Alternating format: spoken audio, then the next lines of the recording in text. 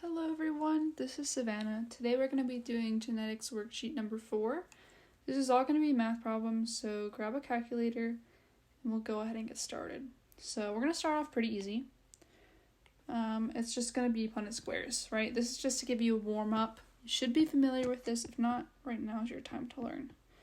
It's Punnett squares before the squares, and you have two alleles that you want to put on each axis of the square. It's big T, little t, and then you cross them. So this one's going to pair up with the big T. Get that, you do it again. This should be you should already know this. So we'll just knock this out real quick, right? Put parent on one axis, the other parent on the other axis, and then you fill in your squares. Let's do our last one. Doesn't really matter what axis you put it on, because either way you'll get the same outcome. Right? So you should know how to do your Punnett squares. That'll be vital for this exam. Okay, so number 2, 2 factor cross the long way. So there's a much shorter way, which I'll show you, which is the way you should use for exam day because it'll save you time that you can spend on another question. So, 2. What is the probability that the offspring will exhibit big T, big D, little d if you cross this one with the exact same one? So to do this, to do our 2-point crosses, we have to do a foiling method. So this big T is going to go with this big B and with the little d, and then we're going to have little t go with big D and little d. It's going to be the same for the other one. Right, so let me show you what this actually means. So crossed big T with big D. Then we crossed big T with little d. Then we did little t with big D, little t with little d. Right, and you should be familiar with this because we did this in worksheet number 3 as well. We're going to see an actual application question to this, which is, what's the probability that the offspring will exhibit this genotype? So then on my other axis, we're going to do the exact same because it's the exact same genotype for the parents.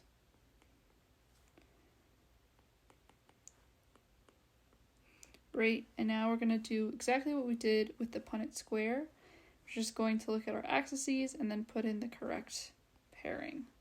So first one, we see big T, little big D, big T and D. We're going to cross those.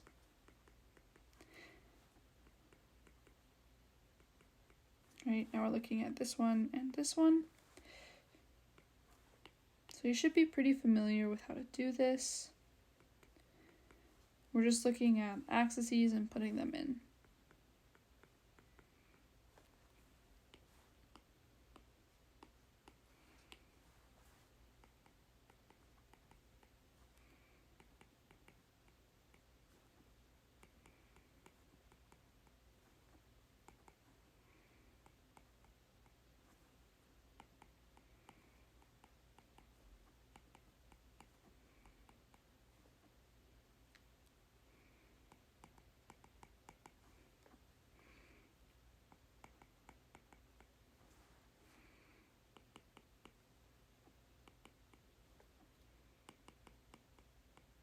So you see how on an exam day this would be very time consuming to do. And it's a waste of time if there's a much simpler way to do it. So now we can answer a question. It's what is the probability that the offspring will exhibit heterozygous for T and D? Well, if we look at our little table, we see that there's 1, 2, 3, 4. So it'd be 4 out of 16. Or we can reduce that to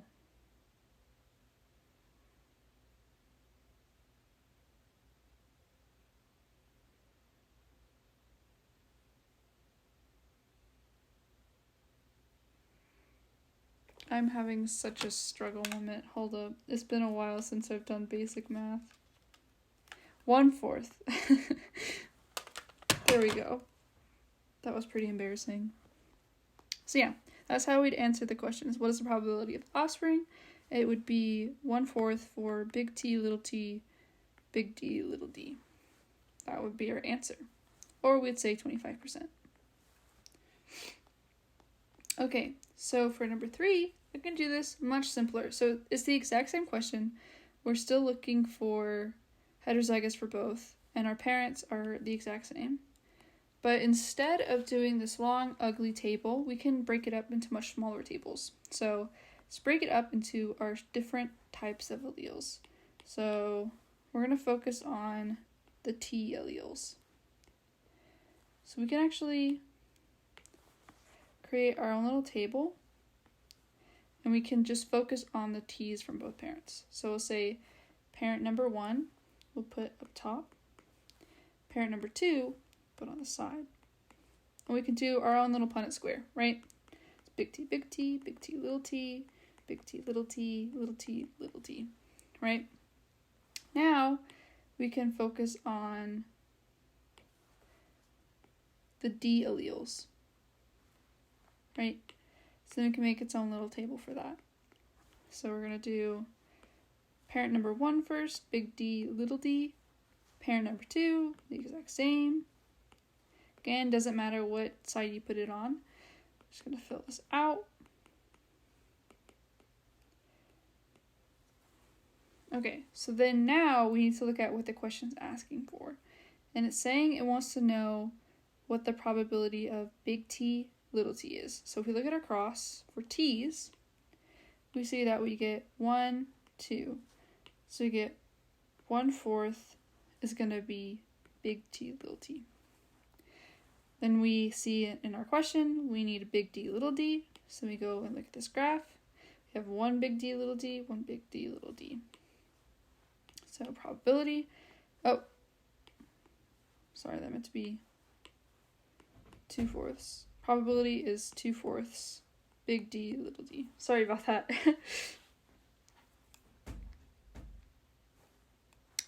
Now, what we can do is we can multiply these using the product rule because big T and little t is independent from big D and little d. So 2/4 times 2/4 is going to give us 4/16, which is exactly what we got for using the long method. 4/16, which reduces to 1/4, or 25%. So doing this way is so much shorter than having to draw out and foil to create this big 16 square table. You could just break it down into 2 4-square tables and multiply the probability. So that's how you should do it on the exam. It's much shorter, and in my opinion, much easier. Okay, so for number 4, I'm having you define what probability is. So probability is the number, of specific outcomes over the total number of outcomes. Right? And that's what we saw up here with 4 out of 16. 4 was our specific outcome, 16 was our total number of outcomes. So the product rule, this allows you to, if events are independent of each other, product rule says you can multiply them to find the probability.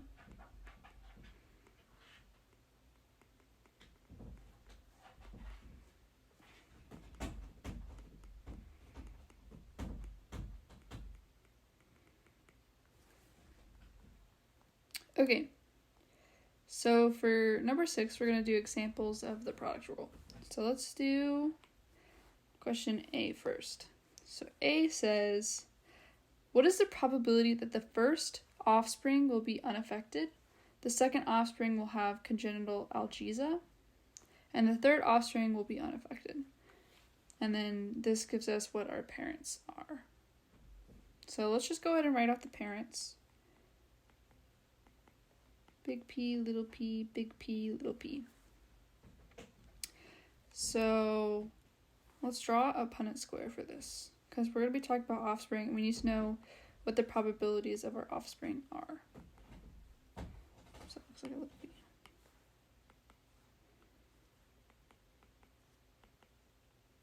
Oops.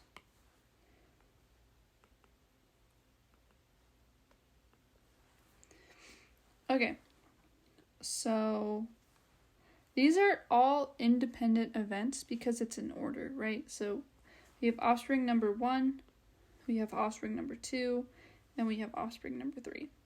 Now, if it was like a 4 out of 5 offspring, that ratio is kind of dependent on each other, and that would be our binomial expansion. So if it's offspring in order, so first offspring, second offspring, third offspring, that'll be the product rule. So another key thing is we said before that unaffected equals heterozygous. So what is the probability that the first offspring will be unaffected? So if you look at our little Punnett square, we see the 2 heterozygotes which are unaffected, so that'll be 1/2, or 2 out of 4. The second offspring will have congenital algesia, so that would be little p, which would be 1 out of 4.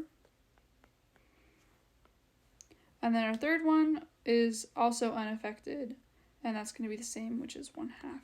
Product rule says we can multiply. So that'd be 2 times 4 times 2, which is just 4 times 4, which is 16. So we get a 1/16th chance of this first offspring being unaffected, second offspring having congenital algesia, and third being unaffected. So some of you might be asking, hey, why aren't we counting the big P, little p? I asked the same question, and I talked to the professor, and he said for this exam, if you see unaffected, you need to assume heterozygous, even if it's in this type of problem right here. So unaffected, think heterozygous. That's why we did not count big P for this question. I know some of y'all are like, why? That's stupid. That's just what I'm trying to teach what is going to be on the exam. If you see unaffected, do heterozygous. Okay, for number B, intercross with big A, big B, little b, big C, big D, big E, little e. And then we're going to cross it with this one. I'm not going to say it all. And then it's what portion of the offspring will have the phenotype big A, big B, little c, big D, little e. So let's go ahead and do this one. So let's write out our parents again. Oops. Parents are going to be big A, big B, little b, big C, big D, little d, e. And then we're crossing it with big A, big B, little c, big D, little d. Okay, so then this is just a long version of what we did in number 3, right? We are just going to make little crosses, just like we did using the dihybrid short method problem. So let's focus on the A's first. Oh, you cannot see that. Let's focus on the A's first. So now we're going to set up a Punnett square for our A's. We're going to do big A, big A, little a. Right? And we just do our normal Punnett square. You should be perfect at Punnett squares at this point. And then we're going to do B's. Oh my gosh, you can't see that either. Yellow it is.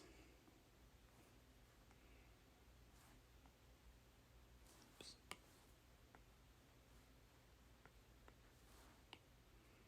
just fill it in. Do your Punnett square.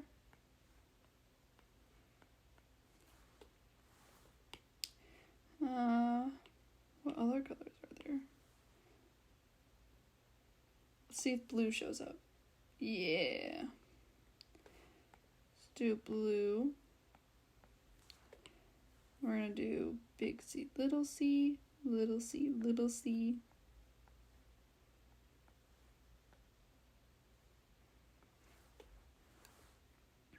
Let's do purple. Oh no.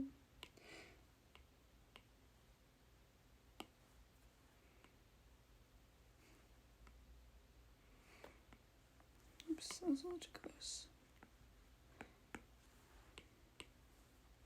Big D. Big D, little d, big D, little d.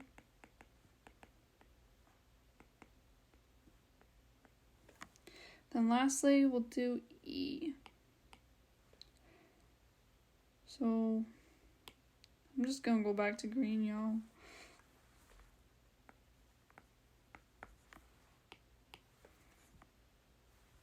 Big E, little e, big E, little e.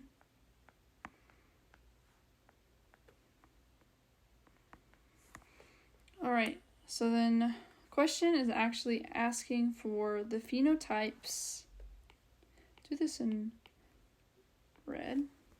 It's phenotypes A, B, C, D, E. So then now we're gonna highlight all the ones that have those phenotypes. So for A, which ones are going to exhibit the dominant phenotype A? It's going to be this one, because that's going to be phenotype A, phenotype big A. This is phenotype big A, this is phenotype big A. So for this, we'll say 3 out of 4 for A. All right, now for B, we're looking for big B. So what's the, which of these out of the B Punnett square is going to exhibit the phenotype big B? Just like A, it's going to be this one. This is going to be big B phenotype, or the dominant phenotype, and then dominant phenotype there.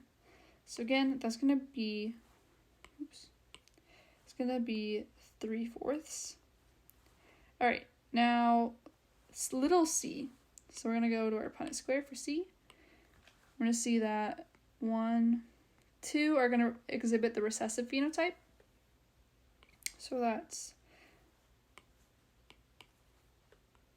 2/4. And then we're going to look for D, looking for the dominant phenotypes for D, and that's going to be 1, 2, 3, so it's going to be 3/4 again. And then looking for little e, and that's just going to be 1/4. Now, product rule, these alleles, they're all independent of each other. We're assuming classical Mendelian genetics. So, product rule says we can multiply these. Multiplication, you just multiply cross. So 3 times 3 times 3 times 2, that's, just type that in my calculator, should be 27 times 2, which is 54. And then 4 times 4 times 4 times 4.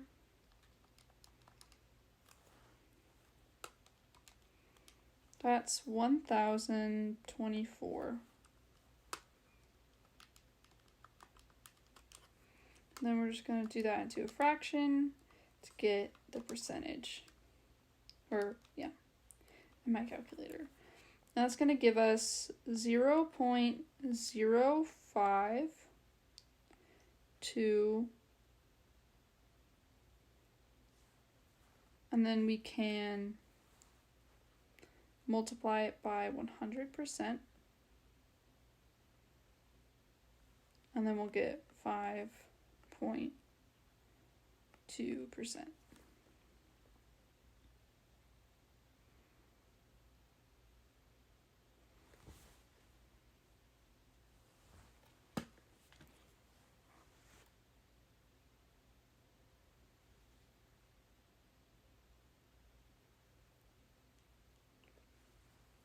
And that's the probability, or that's the portion of offspring that will have that phenotype. It's 5.2%. So now we can do C.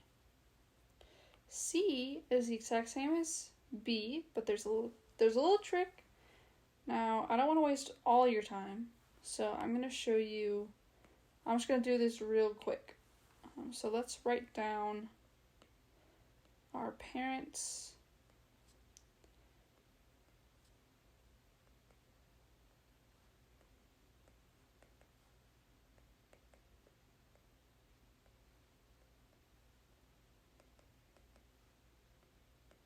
and then we're trying to find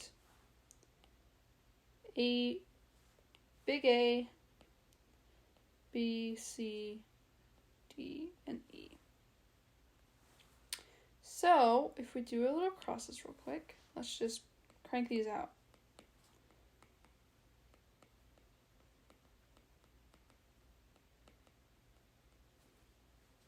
So that's going to be 3/4.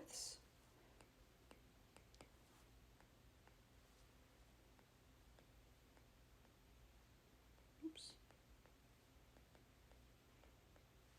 That's going to be 3/4.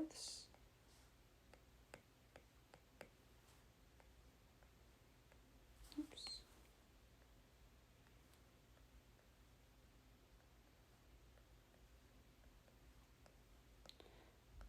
So then we're looking for, that's going to be 1/2 again. And big D, little d, big D, big D. Fill this in. Y'all spotted the problem yet? Wait a minute. We have little d phenotype.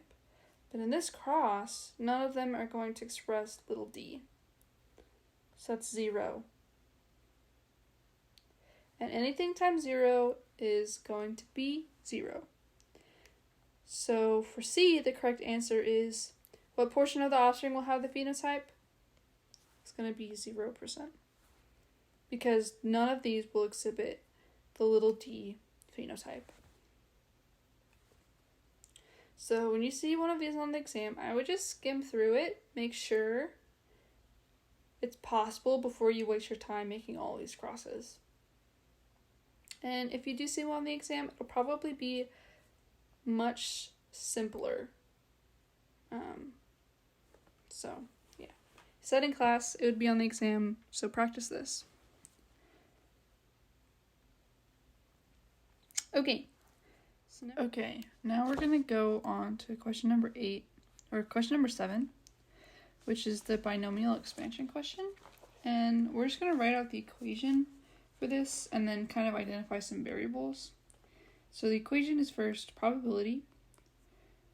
We've got n factorial over x factorial, and then n minus x factorial multiplied by p to the power of x times q to the power of n minus x. Okay, so p just means the probability. Then n is the total number of outcomes.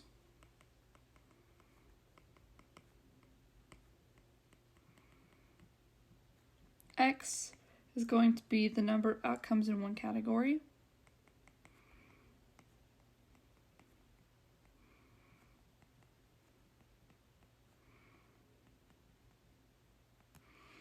And then P is going to be the individual probability of X.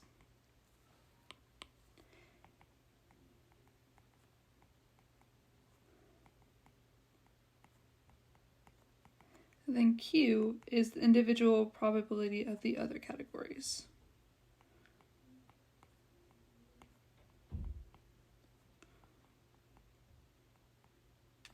And if you need a refresher on what factorial means, an example would be like 3 factorial is really just 1 times 2 times 3. Or 6 factorial is 1 times 2 times 3 times 4 times 5 times 6. So if you If you do happen to have a binomial expansion equation on the exam, some calculators have factorial function that you can actually type in, others don't. If you don't, then just do the expanded version of this, and it'll give you the same outcome. Okay, so now we're going to do an example. So question A is, across a heterozygous B with a heterozygous B, what is the probability that 2 out of the 5 offspring will have blue eyes? So let's write down our equation again, just so we know what we're doing. Oops.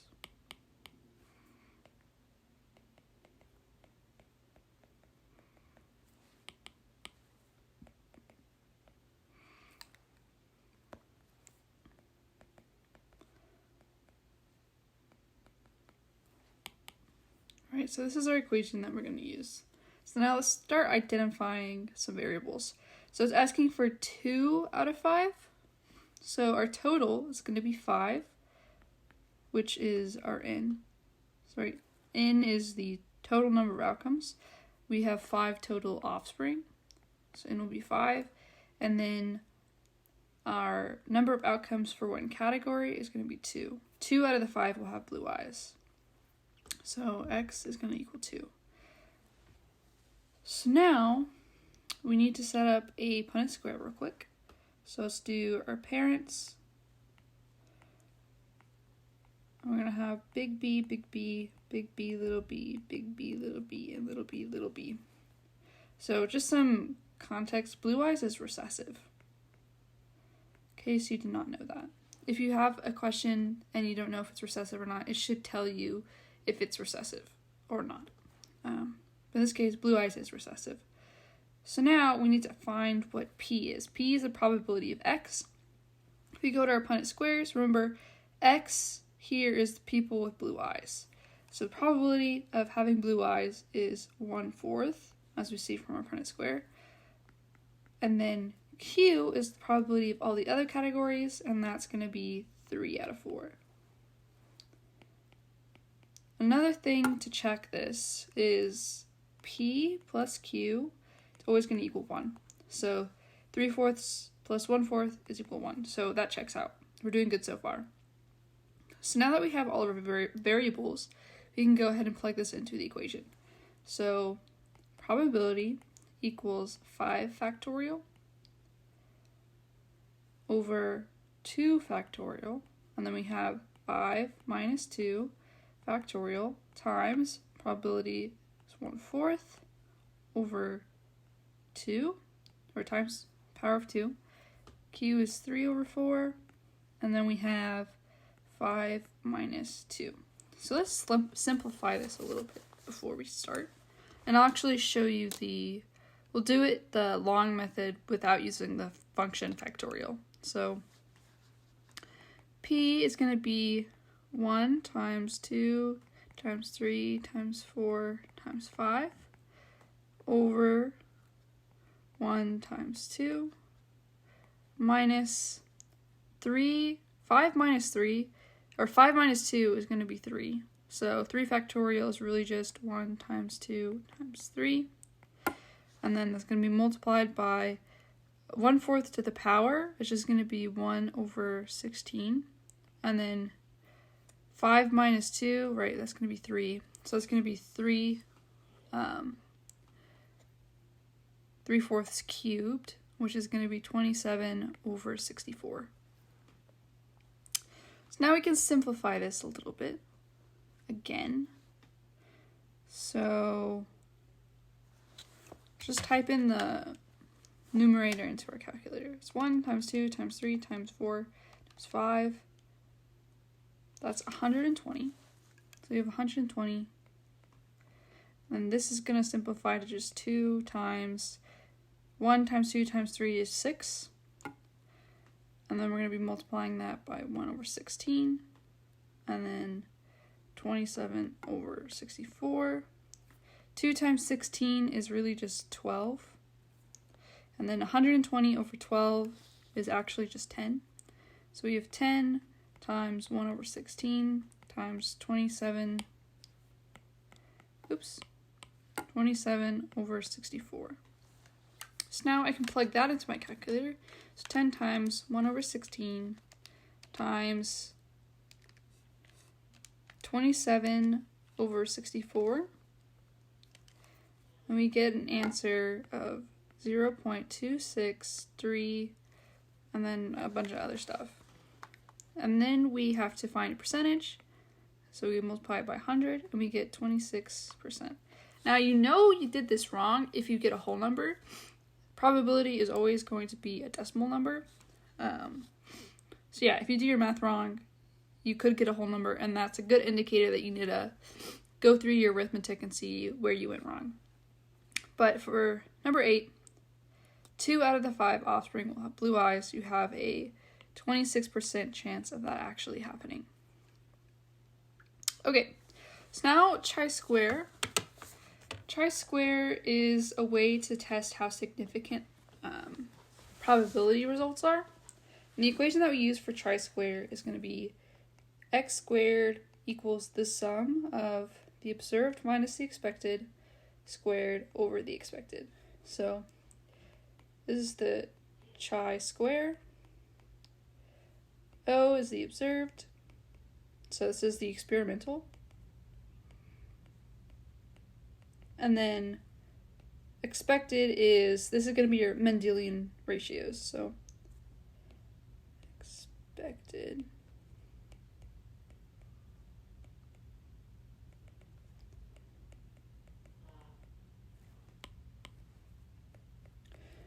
right, and you should be kind of familiar with this if you've taken the Bio 1 and 2 labs that use chi-square a lot.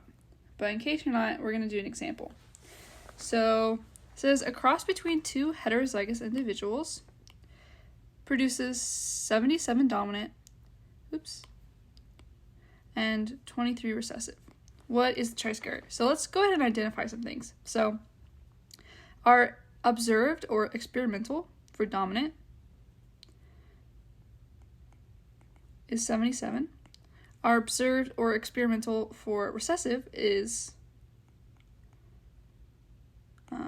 23. So now we need to find our expected, which are our Mendelian ratios. So this is where we got to go to the parents. So it says the parents are 2 heterozygous individuals. So let's do a little cross. We'll just do some big H, little h crosses with big H, little h. Those are 2 heterozygous. And if you've done this enough, you already know what the ratio is going to... Oops. Why did I draw a 7? You already know what the ratio is going to be. Right? It's going to be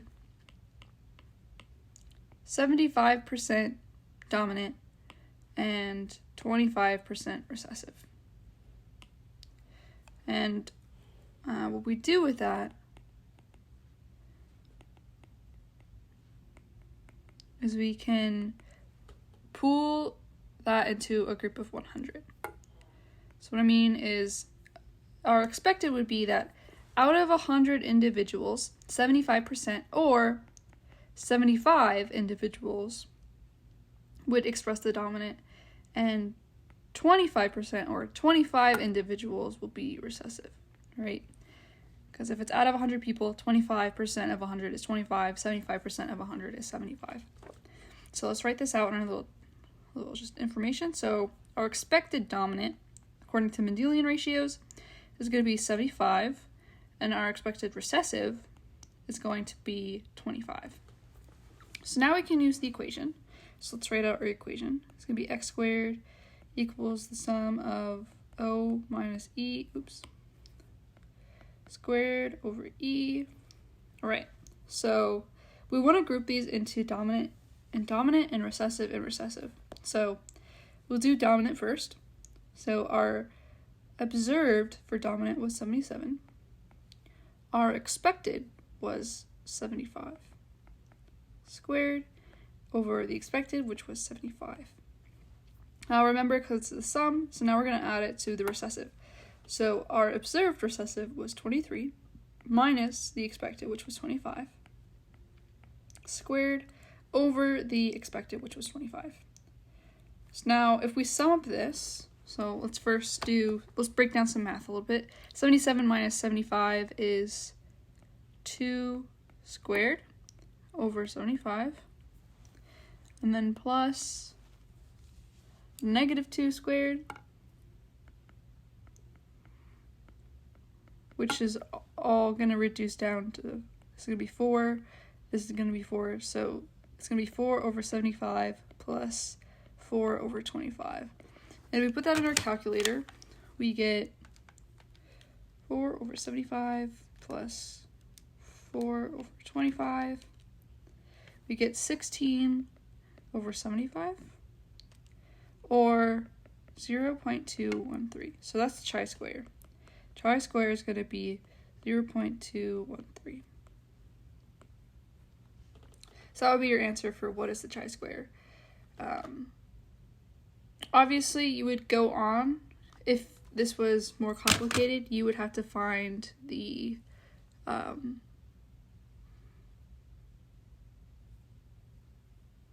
you would have to use the table so that you could figure out how likely it was to occur, and use the n minus 1 freedom of degrees of freedom.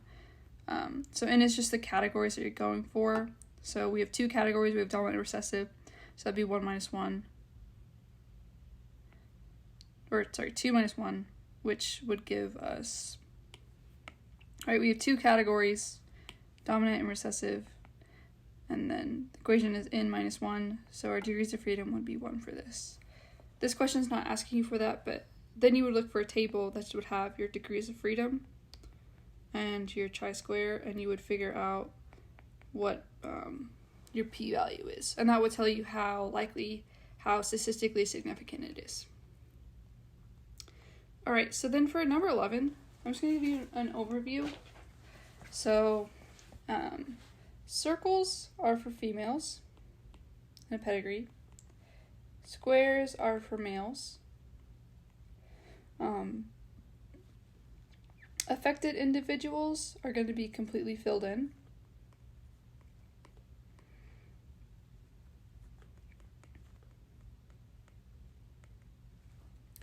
Unaffected individuals are going to be half filled in. And this is just heterozygous. Or sometimes called carriers. And if you're blank, like these two up here, you are not a carrier. And so depending on what the disease is, it will vary between if the affected is dominant or recessive. And for this, I think you just need to understand the different ideas. And then if you want a lot of practice, what I did, which helped me a lot when I took genetics, was Khan Academy has incredible pedigree practice problems. And you can go through these and kind of test your knowledge on them. I think they're super helpful, and they have explanations, and it'll kind of point you to what you keep getting wrong as you do more practice questions. So I highly recommend doing some pedigree examples on Khan Academy. And we can do this one together if you'd like.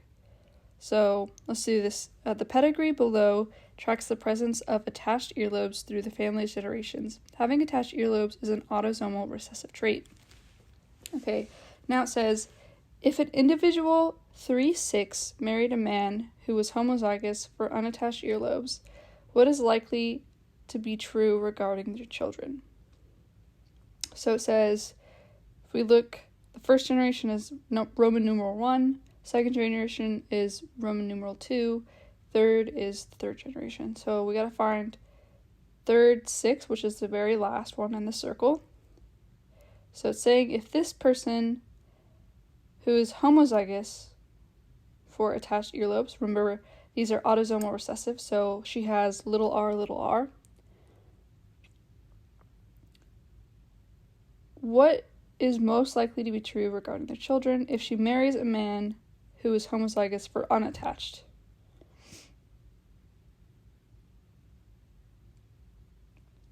So go through these examples. A. All the female children have unattached earlobes, and all the male children will have attached earlobes. Well, that's not really true. It's not a sex-linked trait. B. All of their children would have attached earlobes. Well, not quite either, because if the husband has unattached, that means he has some dominant trait. So the dominant would overshadow the recessive. So at least one of their kids might have attached earlobes. Or unattached earlobes. The children would have partially attached earlobes. That's a different thing that doesn't follow Mendelian genetics. It's kind of the blending of a gene. And then all the children would have unattached earlobes. This would be true if he was homozygous dominant for unattached. So let's see if D is correct. Yep, there we go. So this can kind of go through it, and you can actually read the descriptions of things, and yeah, it'll give you great practice. I highly recommend doing this. This significantly helps me to understand pedigrees. So yeah, that'll be the end of our worksheet. I just wanted to point those things out. I hope this was helpful. Keep studying, guys. You got it.